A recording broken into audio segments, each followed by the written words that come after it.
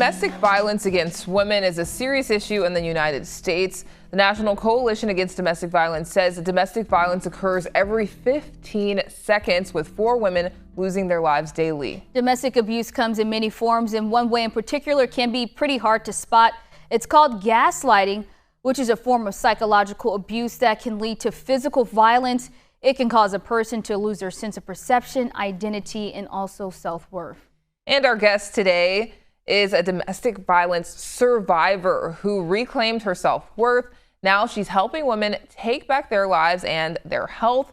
Wendy Ida, thank you so much for joining us now. You're welcome. I am proud to be here and talk with you ladies and spread the word. Well, let's get to the first question. Obviously, you're a motivational speaker, fitness coach, and life coach, but your journey wasn't easy. Just tell us about your life and how it all started off, this whole journey for you with domestic abuse. Well, I was born in Newark, New Jersey, and I witnessed actually domestic violence in the home, in the neighborhood. I grew up in the projects, and I actually married into abuse. Even before I got married, there was abuse. So I was, I guess, looking for love.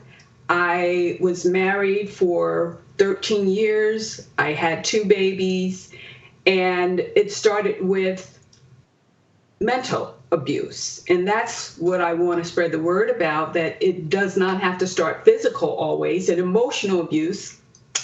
And sometimes those wounds last even longer. But for me, I experienced the depth of 4 different types: physical, mental, emotional, and financial. I was always in fear. I didn't have a lot of self-esteem. In fact, it really went downhill fast. I lost hope many times, and it got to be, and I tried to leave several times, well, at least twice. And then the 3rd time, I was really losing a lot of hope and faith even. And I thought, because of my children especially, I saw them being affected. And I got to a point where I didn't think I was going to live past the age of 43. I finally was able to escape on the 3rd try, and I had to go from the East Coast to the West Coast, really far, with just the clothes on our backs and our lives. So that's sort of what got me out of the situation, and I had to start all over again. Tell me about the process was like starting over. How did you build up that confidence to just leave everything behind and escape that situation? Wow. So that's a biggie, because I didn't have a lot of confidence. I think I did it out of fear for my lives and for the lives of my children. I really felt like I got out of a situation that ordinarily, if I hadn't listened to my heart and to my children, that I wouldn't be here now. The confidence, I think, grew partly with me trying to find a grounding, trying to find some kind of hope. I started working out in the gym, only because that's what Californians did. I had no idea. By the time I started doing this and really got myself together, I was in my 40s, 42, 43. And I just started working out. I got some help, a coach, and my body started changing, and my mind started changing. My confidence started building higher and higher. And I thought, wow, because my thoughts were before, this is how destiny is going for me. This is the way it goes. When you get in your 40s, life goes downhill. Mommy was big boned or overweight, so I guess I'm destined to be that way too. And that's where a lot of people think. That's the way I thought. I pushed on and I saw my body changing. I completely, it's like my mind woke up and I started doing better. I started feeling better. My confidence grew. So much so that I changed my complete career. I was a 20-year corporate accountant, making six figures. I left all that behind and I became a trainer at first, and I grew into speaking. I wrote my book, Take Back Your Life.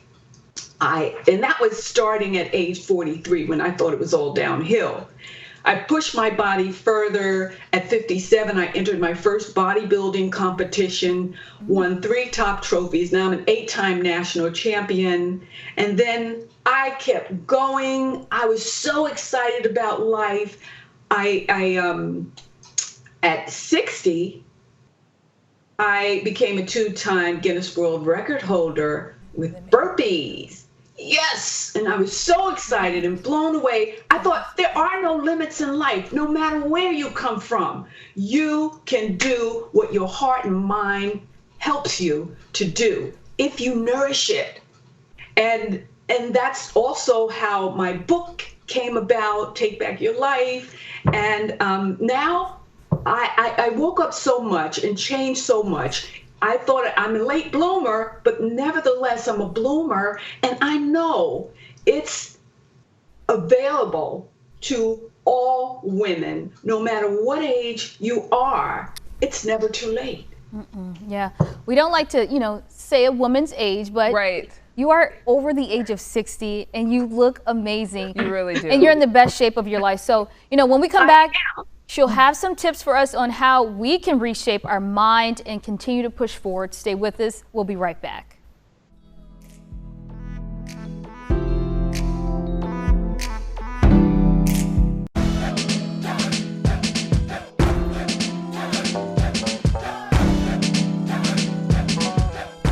Well, we're back with motivational speaker and fitness guru, Wendy Ida, here to help kickstart your fitness transformation while under quarantine, stuck in your home. But first, tell us how you earned the title of 2-time Guinness World Record holder.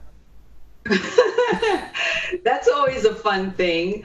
How did I earn it? I started pushing my workout, and I really wanted to give myself a present. Sort of a coming out at 60.